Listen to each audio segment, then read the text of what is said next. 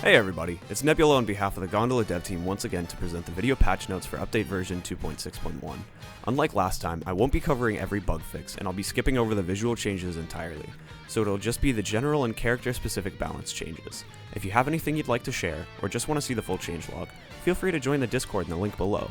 Also, if you could, before we get started, it'd mean the world to me if you could take a second to subscribe, as that shows me that I'm doing my job right.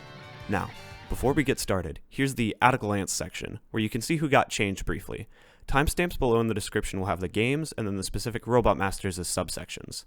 And what you're seeing on screen right now is a quick key, so you can see if changes are buffs, nerfs, just general changes, or bug fixes. As with every update, we fixed a few general system bugs and updated some things. Our Pit Protect ACS has been updated, and along with this, two major system bugs have been fixed. An early 2.6 beta concept we had was to increase projectile and player speeds globally. We ended up deciding against this, but errors left several classes with higher than intended base or projectile speeds. All of these instances have been fixed. Along with this, copy weapons should now be dealing their intended damage, plus Copy Wep Nova Beam now has double the range. Mega Man, despite being the titular character, still ends up falling behind in many aspects compared to the other hero classes. He doesn't have the poke of base, nor the hit and run capabilities of Proto Man, nor the raw damage output of Duo. In order to help him carve out a niche, we gave him the ability to dash 5 times again, along with bulking out his HP to help him fight past certain breakpoints. Due to a graphical error, Duo would go completely invisible when stunned by Flash Man. This error has since been fixed. After 2.6, it was discovered that yet again, Rock is causing problems. Players who took the time to learn the class were rewarded with outrageously high spam potential, owing to the fact that Rock has a variety of fast, high-damage bouncing projectiles, combined with obscenely fast ammo regeneration. These two factors allowed him to fill up rooms extremely quickly. We've halved his overall ammo regen in order to curb this, along with fixing a variety of things associated with the other ball types. Cutball was reported as not ripping properly, which has been fixed.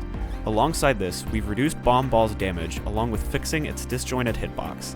Lastly, we've opted to reduce the hit stun on Ice Ball from 100% to 35%, as to allow victims more of an opportunity to escape after being hit. In 2.5 and 2.6, Roll's Broom got a handful of buffs that allowed her to be a much better gap closer, engaging targets much more effectively. As such, we see it fit to revert the buff we gave to her Water Bucket, as she is no longer forced into poking or playing defensively. Auto is widely considered to be underperforming by a rather large margin. The HP change is more of a stopgap as we look into rebalancing him for the coming updates. We fixed an unintended interaction with Sniper Joe's grenades on elevators, and they should behave as they do with every other surface. After Gutsman received an ammo bar, it was very quickly realized that he had to not be holding a block to regenerate ammo, which left him with extreme periods of vulnerability both in and out of combat. In order to remedy this, Gutsman now slowly gains ammo while holding a block, in order to give him longer periods of uptime. Bomb Man, while fairly viable, was a class that ended up feeling power crept by many more versatile explosive classes. These changes provide him with a bit more variety in the set of things he brings to a team. The new Cluster Bomb has its roots in an old CCBM attack where the bomb would rupture into several small clustered bombs upon hitting a player or surface. While it was removed when Bomb received his first major retool back in early 2021, it has now been brought back with a consistent cross pattern, along with slightly higher direct damage. The addition of the clusters back to the attack provides him with much more area of effect when lobbing his bombs from afar, albeit with a bit less range to offset the buffs. Bomb Man is a class who's traditionally struggled in CQC or scramble scenarios, and his previous options to deal with them were extremely risky, but with a disproportionate amount of reward for proper timing. By adding an impact detonation option and nerfing the damage, we hope to provide bomb players a bit more breathing room when being rushed down, while still giving bomb players the ability to take the riskier timed explosion to secure a close quarters frag quickly. It was pointed out by players that Icicle Rain failed to blow up ice blocks due to the result of a bug. This has since been corrected. Fireman has been due for a kit cleanup for a while, and we opted to move his fire ring to reload while removing his second weapon entirely. Alongside this, a visual bug has been fixed where the damaging portion of Fire Shield was completely invisible. After losing Timebender, Flashman struggled quite a bit, considering he went from having one of the strongest teamplay tools in the game, capable of instantly killing many players caught in the stun with the right teammates to back him up, to being a fairly bare-bones class without many options. We've seen it fit to restore Timebender, albeit with many changes to ensure it can't be cheesed. Along with this, we fixed a minor bug where boosting a Flashman with Plugman would not affect his Time Stopper's ammo regeneration. Seeing that we've brought back Timebender, it only makes sense to revert his ammo regen to the state it was in back when he had it. With the buffs Flashman has gotten to the rest of his kit, we've reduced his buster damage back down to 5, as to not overload him with utility and damage. It's worth noting, however, that he still maintains part of the range buff from his initial rework. Losing out on Timebender caused Flashman to suffer in both character and viability, as losing out on his signature ability and a super easy kill confirm caused him to plummet in usage. We decided to restore it, but not in the state it was when we removed him. Timebender now falls off with distance, meaning in order to get max stun, Flashman has to be very close to his opponents. Along with this, we've halved his movement speed during the ability's cast time in order to give enemies time to put a little bit of distance between themselves and Flash with proper reaction. However, even when getting stunned, breaking out of it now provides the victim with 5 ticks of full invincibility, forcing Flashman and his teammates to coordinate extremely well in order to pull off the caliber of kill confirms Flash was able to do extremely easily earlier. Heatman's Atomic Fire is a projectile that many players have cited as being problematic, owing to its high speed and damage. In order to rein it back in, we've slowed it down considerably. Along with this, we've brought back Heatman's Max Charge sound, as to give players more feedback when playing the class. Alien's projectile speed was deemed far too fast for the damage output and speed he had, and it allowed him to play like a sniper, which isn't what we want for the class. We've adjusted the projectile to make it overall slower, and hopefully force Alien to engage at a closer range. Because of the way Magnet Missiles released at a consistent speed, this led to an issue where Magnet Man players would simply spam it at close quarters and allow the strong redirection to do much of the work for them. We've changed it now so that the projectile speed upon releasing Magnet Missiles scales with time held, instead of being a set number. Along with this, the hit stun on Magfly has been reduced to allow players more of a chance to fight back as they attempt to wrestle free from its grasp. Hardman is one of the most dominant classes in the metagame right now, owing to his massive damage output and huge HP pool to tank plenty of blows. The main thing propping him up is how difficult it is to trade with him, as the high speed of his projectiles means classes with even above average mobility are liable to take 30 damage from Hardman, if not more. By slowing down the projectile speed on both the advancing and returning Hard Knuckle, Hardman players will have to think a lot more about when they fire shots, as missing will cost more than they're used to. Snake Man has always struggled to fight flying classes, as his projectiles were affected by gravity alongside having a generally low speed. This meant that his only option to fight aerial classes was to use his wall climb and attempt to joust them head-on, which was unadvisable as it hampered his mobility.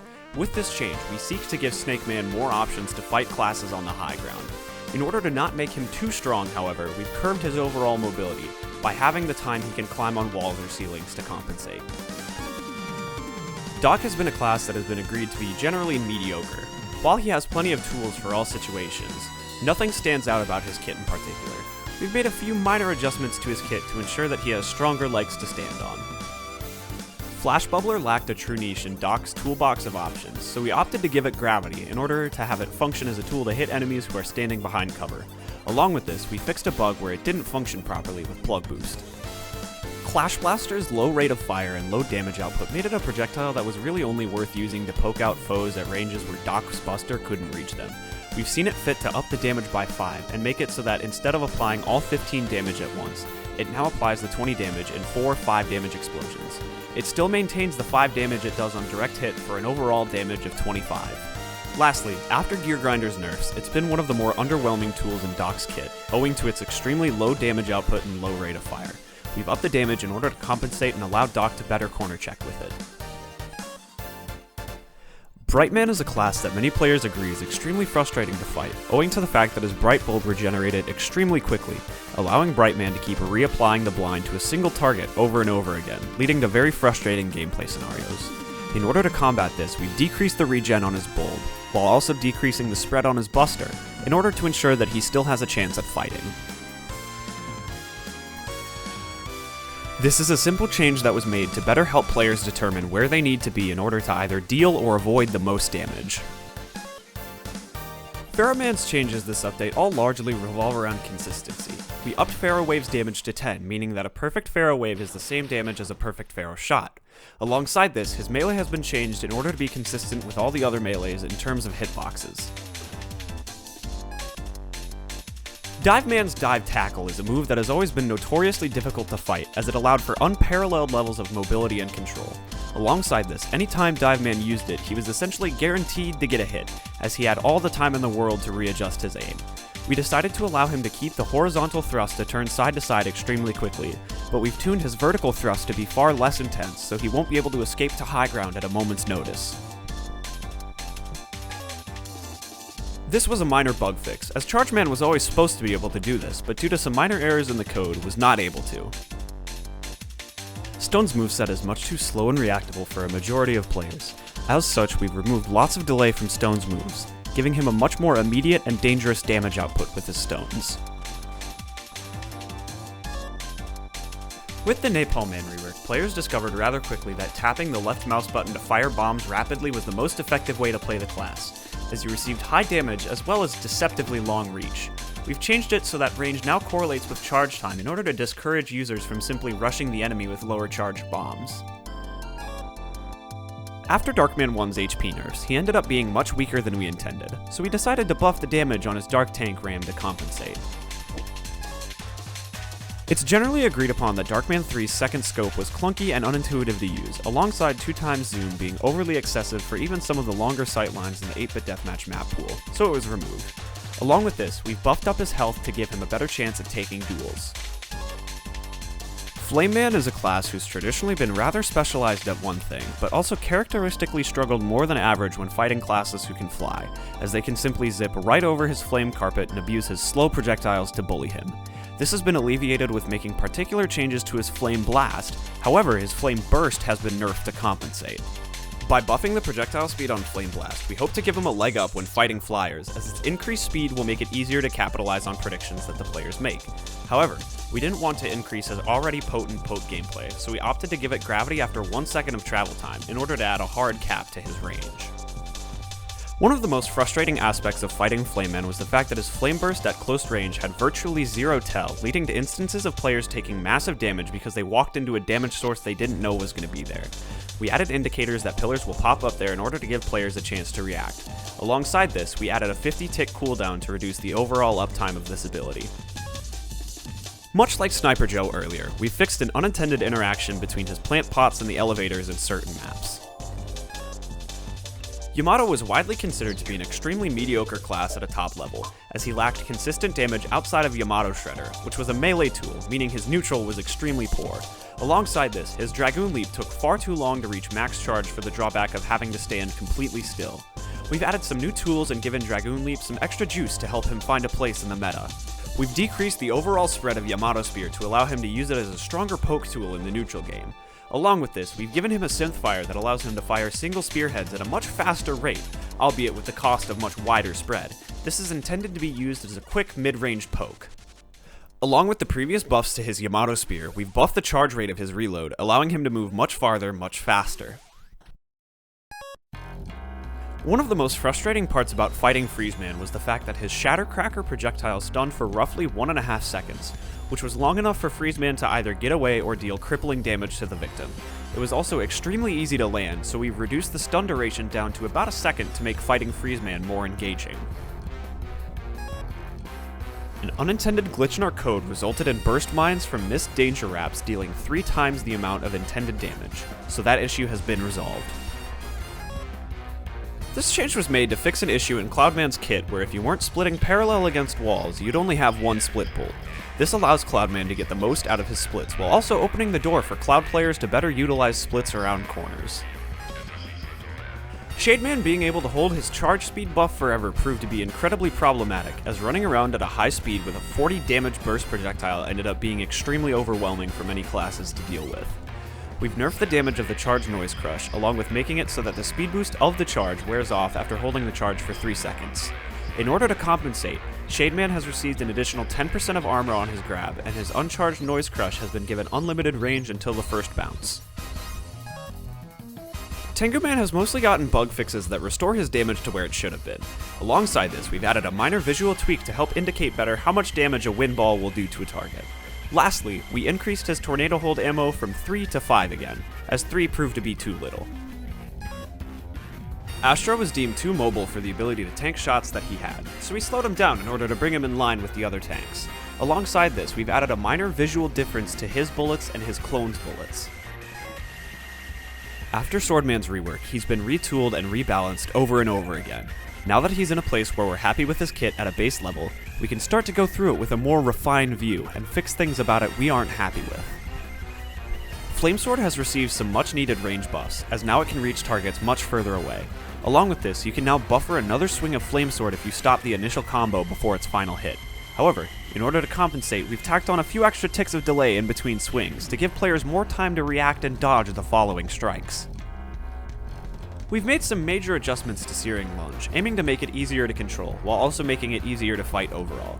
We've reduced the size of the hitbox by a fair amount, meaning sword players are much less likely to graze opponents and must connect cleanly for the damage. We've also decreased the overall thrust on the move in order to make it easier to control.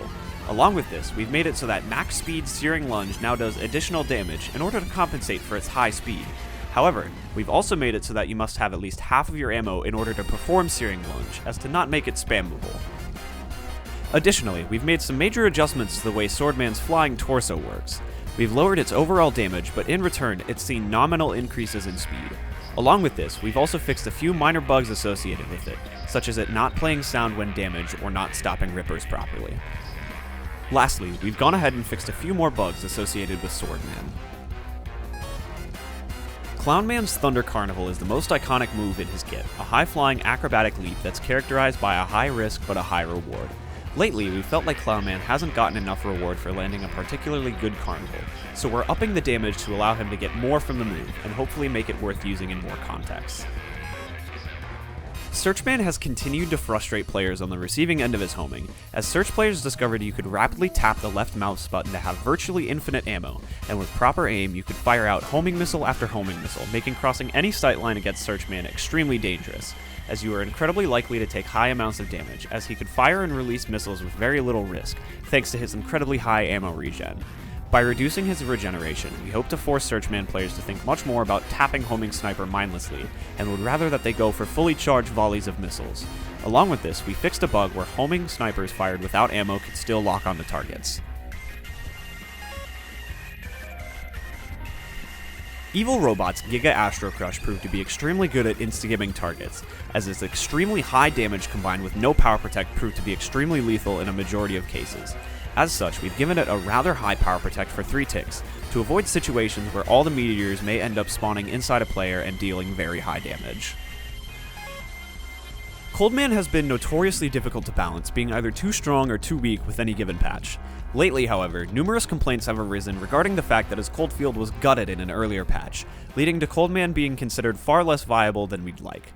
We've restored the stunning properties of Cold Field, but many tweaks have been made to his kit surrounding it in order to make sure that he can't capitalize too well off of stuns. Firstly, we increased his ammo regen by about 1.5 times, hopefully allowing him to have a stronger overall uptime with projectiles. Cold Shoulder has always been a staple part of Coldman's kit, due to its high damage and ability to push walls. We wanted Cold players to steer away from just farming stuns, so we've added a few unique properties to his Cold Shoulder. It now has light knockback on hit, with the knockback being doubled on a stun target. Alongside this, we've decreased the rate of fire of the Cold Shoulder, but we've allowed Coldman to place ice walls partway through the end lag. We brought back the stun on Cold Field, letting Coldman properly punish players who get too overzealous. This only applies to direct hits, however. We've also greatly increased the cooldown of Cold Field, meaning missing shots is now far more consequential. Along with this, there's now a visual indication of Cold Field's initial projectile size. Missing shots isn't entirely wasted time, however, as the lingering damage of Cold Field now applies a strong hit stun effect.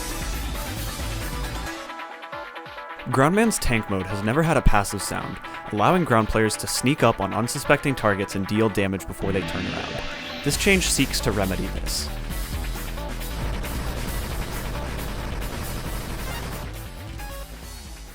Pirate Man was a class that ended up being extremely oppressive after some of the buffs he received.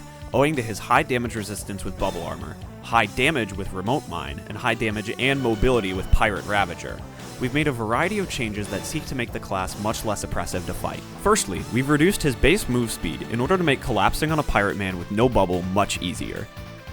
We've also seen it fit to reduce the overall HP of his Remote Mines, as 35 health proved to be too much for many classes to break through without substantial investment. By reducing it to 15, we hope to let players break through the walls of mines much faster than before. Lastly, we've changed the way his Bubble Armor works, along with reducing Pirate Ravager's overall potential for damage, as it proved to be far too high. As for Pirate Bubble, instead of giving you 20 armor with 45% protection, you now receive 30 armor with 30% protection. This means you'll have Bubble Armor for longer, but it will protect you for less. Given that Plugman was built around slowly picking off foes, players would oftentimes get very little overcharge from enemies, as they would only plug them near the very end of their health bar. We want to reward Plugman for getting plug tether kills, so we decided that fragging an enemy with it would instantly refill your overcharge meter, allowing you to push your advantage further. Along with this, Plug Ball receives a small damage boost before it hits the floor to make getting direct hits more rewarding than just flooding the floor with garbage. It was pointed out by players that reflecting projectiles was inherently very broken in the engine, so we've decided to give Jewel Man a flat 20% armor upon activating Jewel Satellite. When we first removed one of Nitro Man's wheels, the intention was to make his long-range game much weaker, but keeping the wheels at 14 damage proved to still be extremely effective, so we're reducing that damage further, to keep Nitro in line as a fast-paced, close-range glass cannon. Along with this, one of the most powerful parts of Nitro Man's kit is his Super Bike, which is a tool that allows him to soar across the map at unparalleled speeds, alongside being able to make turns on an absolute dime. This proved to be extremely powerful, so we're adding a minor drift to the bike, to curb Nitro being able to make 180-degree turns with absolutely zero warning. Terra is a class that actually used to be quite good, considering the much slower pace of play, along with base being extremely bad in previous patches. However, the speed of play has increased dramatically, and with base receiving buffs, Terra plummeted in usability. 15 damage on a single bounce just wasn't as attractive as it used to be. We've reworked his kit from the ground up to have him provide a much more unique niche in competitive play, along with making his kit much more interesting in general. Spark Chaser has seen some major changes in the way it works. The overall projectile speed when being guided has been lowered, but the direct damage has been increased to compensate for this. The major changes come in the form of the release Spark Chaser, however, which has become a 5 damage ripper. It's lost the ability to scale in speed, and now always releases at a set speed. We've given Terra a new item, which allows him to see from the perspective of his Spark Chasers, which can be used to scout enemy locations and corner check foes. This drains from a new ammo meter, but is intended to help Terra fill a new niche in the meta. We've also completely reworked Spark Suppressor, changing it from a pitiful rapid-fire weapon to a potent anti-rush and area denial tool. Upon holding the right mouse button, Terra will begin to shoot like usual, but the projectiles will stop after a short moment. When letting go of it, all of the stationary projectiles will rush towards the player's crosshair, allowing him to set up massive walls of damage that can shred through foes if aimed properly. Mercury is a class that has consistently been at the top levels of the meta due to his ease of use, high mobility, and high damage. We've made a variety of changes to his kit to make sure that Mercury players must think more about ammo management, alongside rewarding players for landing direct hits in his blob form. This change is to accommodate for some easier math, alongside giving Mercury's goo toss more usability. This change is made to give parrying projectiles more of a reward, as right now, there's currently very little reason to go for it outside of the damage negation. And as for Mercury's biggest change, his blob form attacks now have diminishing returns. This means that when firing out a goo shot, you'll gain only half the ammo back when collecting the blob, instead of the full amount. This is to encourage Mercury players to think more about ammo management, instead of blindly spamming their best attacks. This should also aim to curb his mobility, as now he can't run forever. Along with this, we've increased the cost of Goo Dash. To compensate for these, however, Mercury will gain full ammo back on both Goo Shot and Goo Dash if he scores a direct hit with them. Saturn is a class who is fundamentally built around soaking up damage and attention, rather than dealing it. We've run into a minor issue where players have been finding success playing him like a bulky damage class, rather than the support tank we've envisioned. We've made a variety of changes to his kit in order to rein this in, while giving him some extra tools to combat classes who are rushing him down. We've made a few adjustments to his main form of attack, his rings. We've decreased the overall speed of both rings in order to discourage players from using them to attack.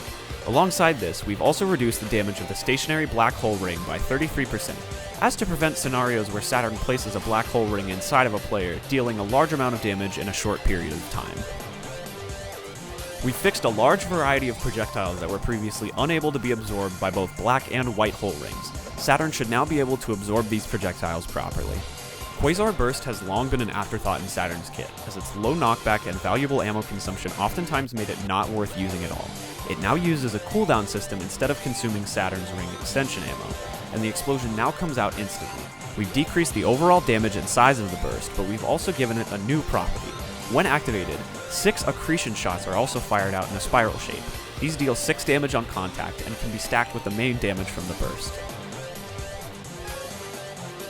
It's been discovered that Uranus can be extremely oppressive in the right hand, owing to his extremely high health and fast, high-damage projectiles that make him a huge threat at all points of the game. With 8 rocks, he was able to kill a majority of the classes in the game by himself on a full clip, and have the health to take whatever they were dishing out. We've reduced his ammo count from 8 to 5, meaning any classes above 100 HP will no longer be able to be taken out by Uranus without waiting for his ammo to regenerate. However, we've also added back some utility into his Synthfire, allowing him to use it 2 more times. Pluto is a class that's remained frustrating to fight for many players, as his high uptime on speed allows him to disengage very quickly, and his low damage forces Pluto players to stick to a much more hit-and-run oriented playstyle. We've made a number of changes to raise his skill floor, but also increase the reward he receives for accurate aim and prediction.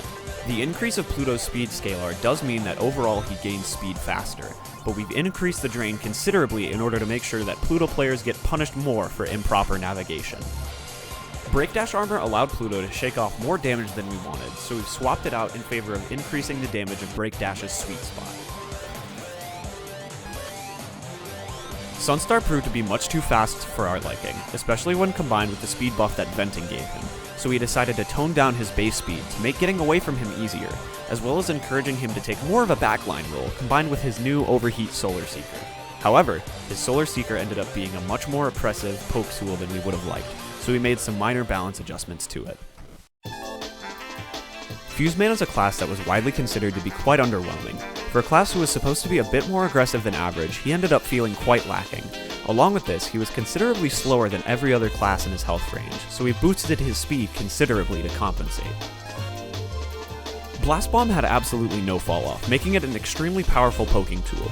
Giving it explosive falloff encourages Blast Man players to close the gap and play at a closer range, instead of just using its chip from afar. Tundra Man has proven to be extremely frustrating to fight for players, as his very high mobility combined with an extremely easy way to slow enemies led to a class that was very mobile and had extremely high damage, all while having a relatively low barrier to entry. We've made changes to address these complaints while attempting to raise the character's barrier to entry. One of the complaints surrounding Tundra Man was the massive size of his Icy Gust, along with the extremely high speed of Glacier Spike. We've reduced both of these, forcing Tundra Man to be much more accurate with how he fires. To compensate for these harsh nerfs, we've allowed Tundra Man to cancel his Icy Gust and lag into his triple Lutz. Along with this, the ammo regen has been slightly increased. Arguably the biggest complaint surrounding Tundra Man was the fact that his triple Lutz had an extremely short cooldown, allowing Tundra players to fly across the map with unparalleled levels of mobility. The cooldown has been doubled to address this. We've also reduced the actual power of the slow, letting enemies attempt to juke out Tundra Man much easier. In order to compensate, however, we've made it so that any frostbitten target struck by Tundra Storm has the debuff timer reset, effectively allowing Tundra Man to extend the duration of the debuff. Torchman is a class who's been noticeably lacking in the metagame as of late. His ability to get into power gear is oftentimes stifled by a variety of factors, and we've been seeking to give him an easier time getting into power gear, along with giving him a few more rewards when he does. With Torchman's primary gimmick, Power Gear, he has a considerably difficult time staying in his powered up state, as he can sometimes struggle to catch faster classes. To combat this, we've given him a 10% speed boost when in Power Gear, as to help him chase down a variety of targets. Along with this, we've updated the way his primary attack works. When the attack is activated, it will now check for Power Gear both times, meaning that if the first Torch Jitsu Fist activates your Power Gear, the second fist fired will be a Roller Roaster instead of a Torch Jitsu Fist. Along with this, we've given Torchman a new attack. Pressing the left mouse button with no ammo will have Torchman throw the Firefly Punch, a 16 damage melee attack that still builds Power Gear meter for Torch. In order to compensate for the host of buffs Torch Man is getting, we're nerfing the thrust on his Blazing Demon, as the increased speed when Power Gear activates will help him chase down targets much better, and combining that with the high thrust of the kicks may end up making the class oppressive to fight against. Lastly, we've increased Torch Man's overall ammo count from 3 stocks to 4. This means that he has a total of 8 punches and 4 kicks. Hopefully this should help Torch keep the much faster tempo he was always intended to have. Bounce Man was built to be a displacement/roaming based tank.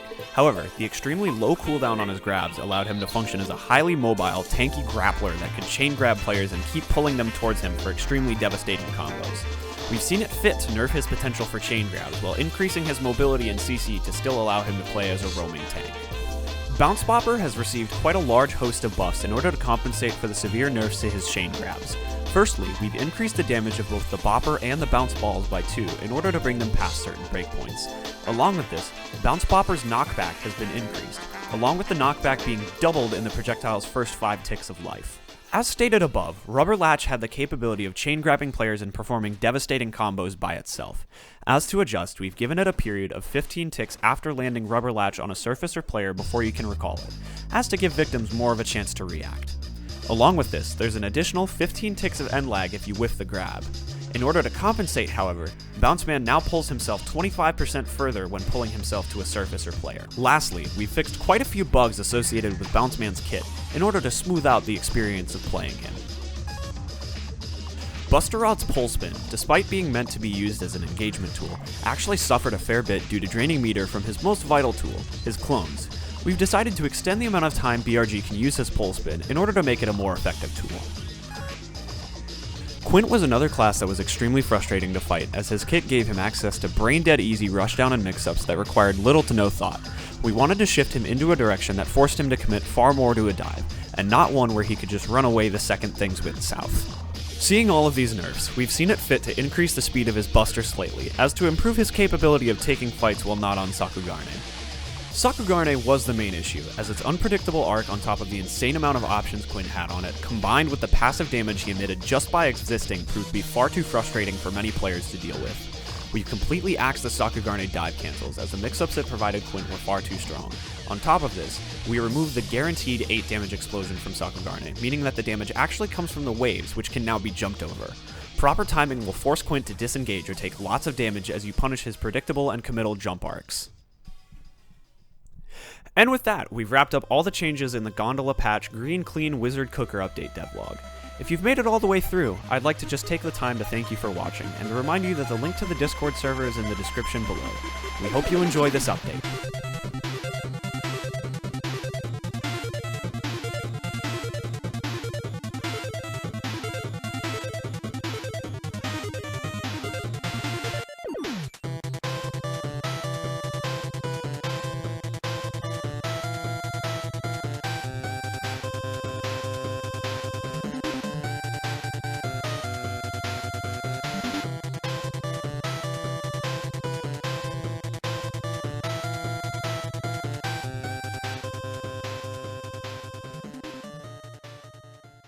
Get ready to crumble!